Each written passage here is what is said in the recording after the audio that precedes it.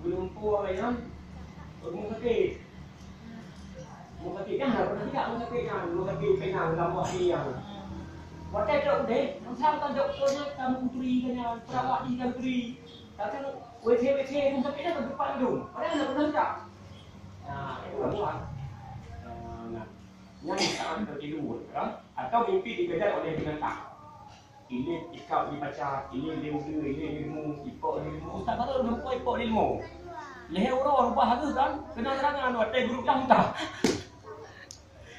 Jadi boy hehat. Karena dia ubat itu, orang tak in kadang-kadang tak perlu hehat juga dalam. Anak tak tunggu itu bayang, anak tak baca ayat kursi. Tengok, dalam tengoknya lupa ilmu. Berhasil ipok ilmu kan? Leher orang sakit itu. Kan? Itu dari lain hal sama. Jadi guru yang gede. Guru yang baca apa yang buat muntah harus. Oh, kenapa buat kok? Nah, ada itu yang buat. Nah, saya lupa. Nah, kamu udah yakin. Diserang oleh lupa.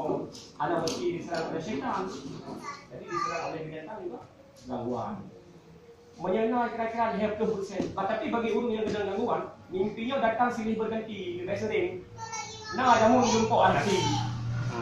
Oh, ni ulun kena gangguan Arab cik malam, jangankan mana muruk info. Ya. Golak kadang-kadang golak awak sembuh. Tapi burung cik tu apa ya? Burung cik kan kau?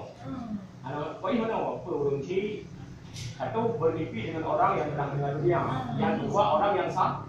Orang yang sama. Nah, ulun ini